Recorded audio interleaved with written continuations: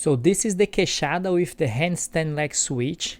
So we already have got both of those tutorials separately, so I strongly suggest that you already know how to do them. So you can take your time, practice before you try to combine them. So let's take a look on this drill.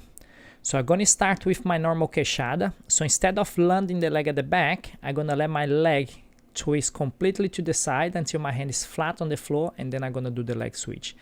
The leg switch doesn't need to be a big one. You can just start by doing a small one just so you can understand.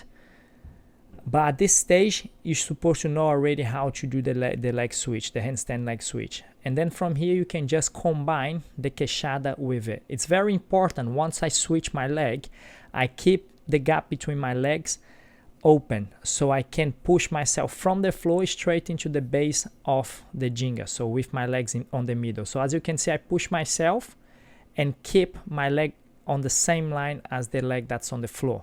So that will help me to keep my balance.